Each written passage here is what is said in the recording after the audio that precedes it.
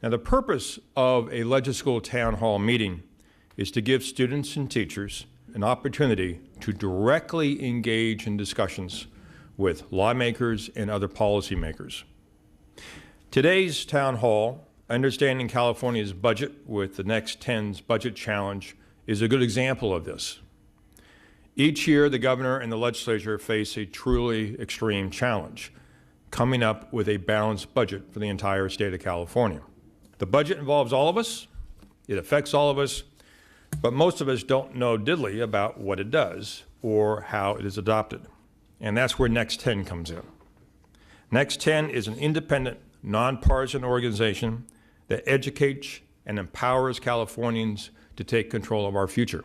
Now, today you'll be able to cast votes on how much to spend on education or on health care or on the environment or whatever. You'll also be able to cast votes on how you're going to pay for that.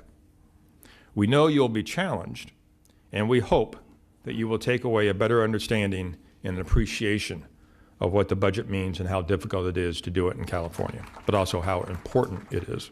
It's really an honor to be here today with all of you.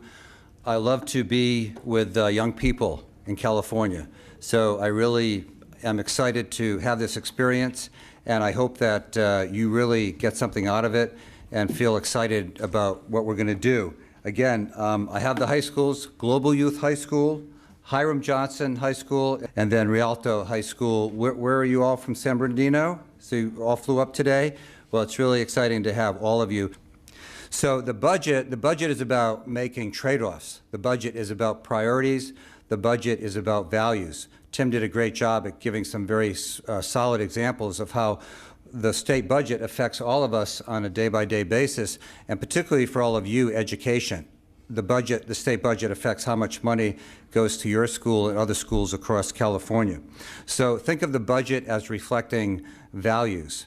The goal of AB 32 is to reduce by 25% the amount of carbon dioxide emissions and equivalents by 25% by the year 2020, going all the way down as compared with 1990 levels. So that's kind of a mouthful, but the goal is to reduce carbon in California, and I believe that that's a very important goal, as climate change is a problem, and it's probably one of the biggest problems of the day. What steps should California take to reduce greenhouse gas emissions? Choice 1 does not do anything more than is required by AB 32. So remember, AB 32 is a law, and the California Environmental Protection Agency and the California Air Resources Board, they're all working on that right now. Choice 2 does what is required in AB 32, but it also replaces the state's fleet of cars and trucks with biodiesel and hybrid cars costing $700 million. So if the state were to make that investment, there would be a reduction in the amount of greenhouse gases in California. Choice 3, again, does what's required by AB 32, and it increases the rebates, okay, what people get back, what people receive for installing solar panels on their roofs. That's $900 million.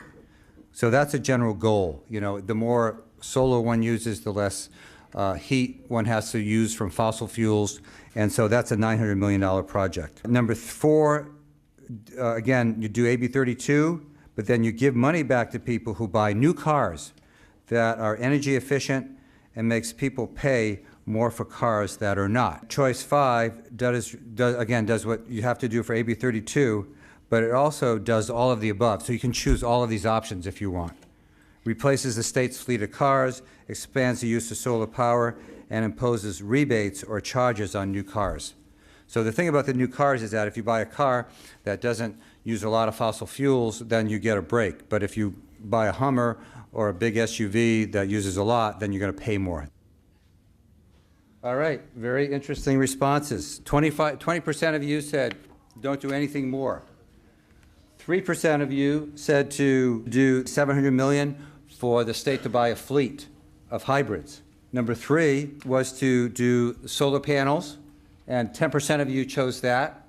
And number 4, which was having to do with the cars, the fee bait, almost half of you thought that was a good idea, 44% of you. And again, it almost got passed, maybe this year. And number 5, to do the whole enchilada, 23% of you. So I thought that was excellent.